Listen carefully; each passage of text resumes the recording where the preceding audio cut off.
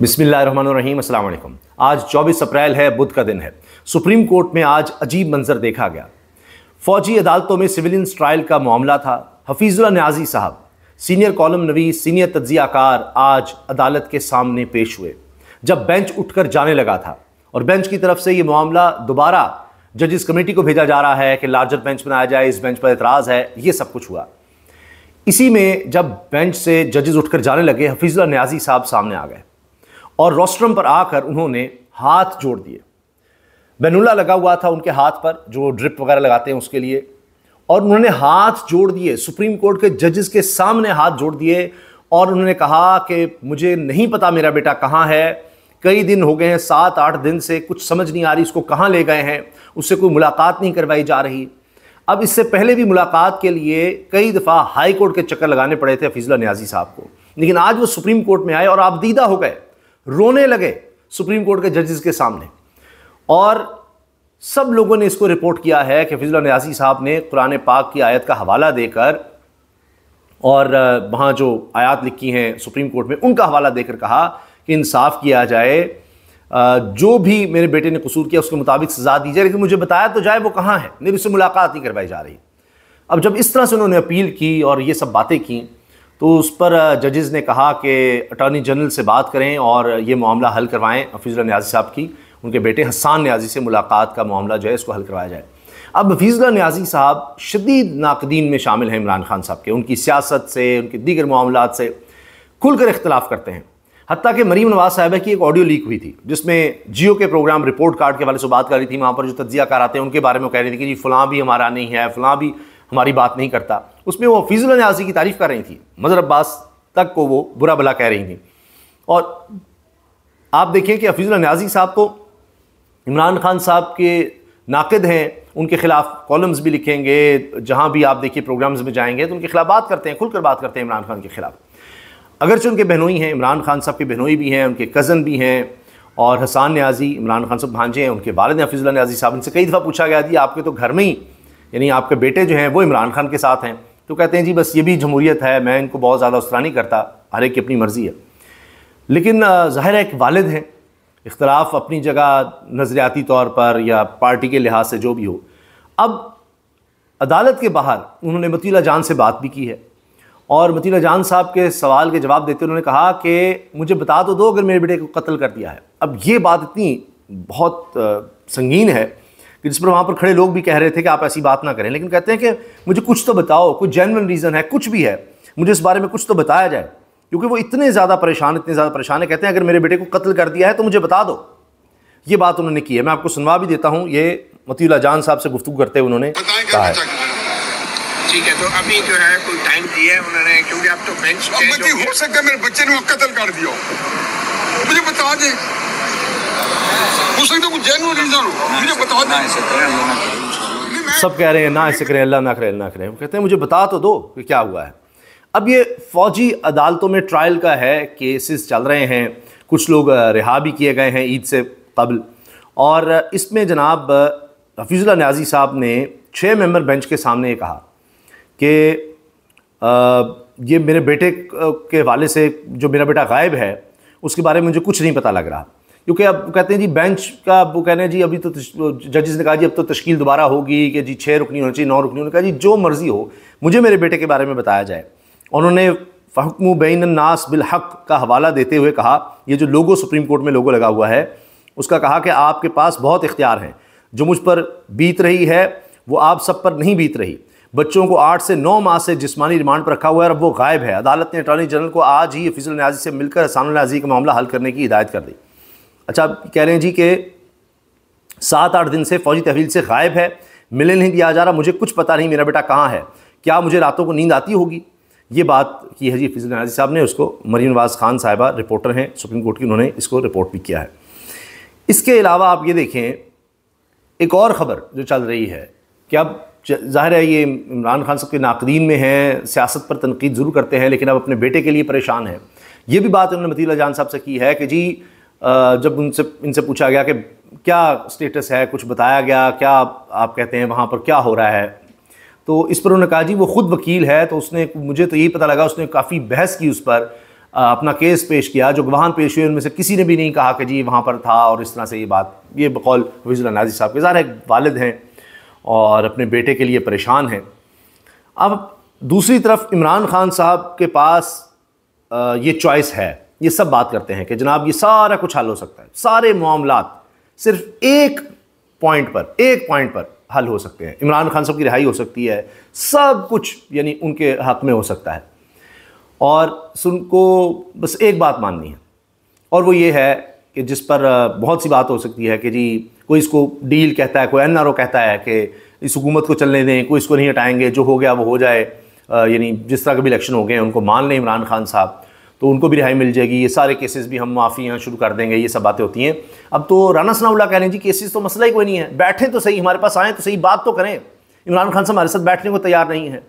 और फिर ये भी बात होती है और ये बात आप सब जानते हैं कि जी 9 मई को इमरान खान साहब जो है वो ओन करें कि जी ये हमारी गलती थी, ये हमने किया था, हमारी प्लानिंग थी और इस पर हम माफ़ी मांगते हैं और आइंदा ऐसा नहीं करेंगे। इससे इमरान खान इनकारी हैं। तो ये एक पॉइंट है कि जिस पर यानी बैठ जाएं, ये सारा माफ़ी वगैरह वाला मामला हो जाए तो सब चीज़ें ठीक हो सकती हैं, सब कुछ हल हो सकता है। तो अब इसीलिए ये कहा जा रहा है कि जी खान साहब की रिहाई में खान साहब भी रुकावट हैं, खान साहब ख़ुद को रिहा करवा सकते हैं, बस इतना उन्होंने काम करना है। और फिर अब ये कमल शोज़ब साहिबा तहरीक इंसाफ की नाम में वो कहती हैं जी जो कुछ हो रहा है उनकी अहलिया के साथ मुबैना तौर पर जहर दिया गया है, वो इमरान खान को दबाव में लाने के लिए है कि वो मान जाएं। वो मान नहीं रहे, वो झुक नहीं रहे, वो NRO ले नहीं रहे, वो NRO दे नहीं रहे। और अब इमरान खान ही ये सारा मामला हल कर सकते हैं और बाकी आप जो मर्ज़ी करते रहे नहीं। तो अब यहाँ पर मामला रुका हुआ है, सिर्फ एक इमरान खान की हाँ की देर है और सब केसेस सब कुछ ख़त्म। चूँकि राना सनाउल्लाह कह दिए तो बड़ी बात ही नहीं है केसेस, और वो बैठ जाएँ और खुदा की कसम खाकर उन्होंने कहा कि जी सब चीज़ें हल हो जाती हैं, तो अब तो कुछ बचा ही नहीं। अच्छा, जो इमरान खान साहब की अहलिया के हवाले से बात हो रही है जहर देने की और ये सब कुछ, कभी भी इनकी तबीयत नहीं समझ रही है, अचानक ये भी पता लगा कि गाड़ियाँ बनी गाला पहुँची और वहाँ एम्बुलेंसेस पहुँची और सारा कुछ कि जी डॉक्टर बार बार आते रहे। अब इस पर अज़हर जावेद साहब जो लंदन में सहाफ़ी हैं और शरीफ ख़ानदान के बहुत बहुत बहुत करीब समझे जाते हैं, यूँ समझ लें कि जो बात करते हैं वो शरीफ ख़ानदान की तरफ से ही होती है, इतने करीबी हैं उनके, यानी इतने अंदर तक उनके ज़राए और सारा कुछ वो बिल्कुल इकट्ठे हर तरफ आपको नज़र आते हैं। तो अज़हर जावेद साहब के बकौल कि मियाँ नवाज़ शरीफ साहब को भी जहर दिया गया था। वो कहते हैं जी मियाँ नवाज़ शरीफ को जहर दिया गया, नैब कस्टडी में जहर दिया गया और उसके बाद उनके प्लेटलेट्स गिरे और वो संभले नहीं, जिसकी वजह से उनको बाहर भेजा गया। मगर अब सवाल ये है कि ये बात तो उनके बेटे ने भी कुछ इस तरह से की थी, हुसैन नवाज़ ने, लेकिन उसके बाद लंदन गए, कोई टेस्ट नहीं उनका उस तरह लिया गया, कोई बात नहीं की गई। वो तो यहाँ से ही पैरों पर चल के गए और वहाँ जाकर बिल्कुल हशाश विशाश, उसके बाद कभी कोई इस तरह की कंप्लेंट नहीं आई, कुछ पता ही नहीं लगा उन्होंने प्लेटलेट्स ठीक करने के लिए कौन सी दवाई ली, कभी कोई हॉस्पिटल नहीं गए, किस क्लिनिक गए, क्या इलाज हुआ, कौन सा जहर था, किस तरह से आया, कोई टेस्ट वगैरह, वहाँ तो हर तरह की जदीद सहूलियात हैं, वो कोई बात सामने नहीं आई। तो अब वो बात ये हो रही है कि जी यहाँ भी अब जहर की बात हो रही है अहलिया के लिए इमरान खान साहब की, और अब तो नवाज़ शरीफ साहब को भी जी जहर दिया गया था। अब ये बातें मिक्स की जा रही हैं। खैर, अच्छा जनाब, अब अगर दोबारा बात करें हम काजी फाइसा साहब की, जिनके बारे में हफीजुल्लाह नियाज़ी ने कहा जी वो तो बड़े अच्छे आदमी हैं, लेकिन अकेला जज सुप्रीम कोर्ट में कुछ नहीं कर सकता। हाई कोर्ट का जज फिर भी हाई कोर्ट होता है, सुप्रीम कोर्ट का जज सुप्रीम कोर्ट नहीं होता, और वो अच्छे आदमी हैं लेकिन कुछ नहीं कर सकते, कोई रिफॉर्म्स कुछ नहीं हो सकता। तो बाज़ बात वो इस तरह की बात कर रहे थे, यही वी न्यूज़ ने रिपोर्ट किया कि जी वो शायद उनके पास इख्तियार उस तरह नहीं है, दीगर मामलात हैं। लेकिन हसनात मलिक साहब सीनियर तरीन रिपोर्टर हैं सुप्रीम कोर्ट के और काजी साहब के बहुत हिमायत करते थे जब उनके खिलाफ रेफरेंस बना और सब कुछ हुआ, उसके बाद भी उनको भी बड़ी उम्मीदें थीं। अब वो जो बातें कर रहे हैं वो हैरान कुन है कि सुप्रीम कोर्ट में बुरा हाल है, डिसीजंस नहीं हो पा रहे, लॉबिंग बहुत ज़्यादा है, केसेस की पेंडेंसी इतनी ज़्यादा बढ़ गई है, रिकॉर्ड सतह पर पहुंच गई है, और अब पैकेज का इंतज़ार किया जा रहा है, पैकेज का। तो अब मैं वो बता देता हूँ हसनात मलिक साहब ने क्या बातें की हैं, लेकिन उससे अंदाज़ा हो रहा है कि अब काजी साहब के लिए भी मुश्किलात हैं, अपने लोग उनके खिलाफ हो गए हैं। ये बात हसनात मलिक साहब ने भी की है, वो भी मैं आपके सामने रखता हूँ। अब आप ये सुनिएगा कि हसनात मलिक साहब ने क्या बातें की हैं, उससे आप अंदाज़ा लगाइए कि ये सारा मामला अब किस तरफ जा रहा है। कहते जी सुप्रीम कोर्ट में अहम मुकदमात को लटकाया जा रहा है, धांधली के केस हों या और भी अहम मुकदमात ताख़ीर में डाले जा रहे हैं। अब ज़राए से भी कंफर्म हो रही है कि और ख़बरें भी हैं, इस्लामाबाद में चल भी रही हैं कि जुडिशल पैकेज मिलने वाला है हुकूमत की जानिब से। जुडिशल पैकेज, ये अब सुनिएगा जुडिशल पैकेज है क्या। यानी कुर्सी 3 साल के लिए कंफर्म होने वाली है। कुर्सी 3 साल के लिए कंफर्म होने वाली है। अब एक साइड है इन जजेस की जो देख रहे हैं कि हालात किस जानिब जाएंगे, फायदा होगा या नुकसान, पहले कुछ सामने आ जाए फिर आगे बढ़ा जाए। चीफ जस्टिस काजी फाइज ईसा भी सुप्रीम कोर्ट नहीं बैठ रहे, पहले लाहौर थे, आज कराची मौजूद हैं। एक हफ्ता लाहौर रहे, अब हफ्ता कराची रहेंगे। जब तक जुडिशल पैकेज हल नहीं होगा, ये 3 साल की कंफर्मेशन कुर्सी वगैरह का, जब तक जुडिशल पैकेज हल नहीं होगा, अहम मुकदमात में ताखीर होती रहेगी। अब 28 तारीख को 6 जजेस के खत वाला मामला तो लगा हुआ है, इसमें पता चलेगा कि आगे होगा क्या। इस केस की पहली समाअत में भी मोहतात रवैया रखा गया था। और सिर्फ यहीं तक नहीं, और मजीद सुनिए, 3 माह में सुप्रीम कोर्ट की कारकर्दगी इतनी खराब क्यों हो गई है, क्या वजह है? रिकॉर्ड खराब। सुप्रीम कोर्ट में ज़ेर इल्तिवा मुकदमात की तादाद में इजाफा हुआ है। 31 मार्च तक 57,181 मुकदमा ज़ेर इल्तिवा हैं। अंदाजा लगाइए, 57,181। ये सुप्रीम कोर्ट की तारीख का सबसे बड़ा नंबर है आज की दिन तक।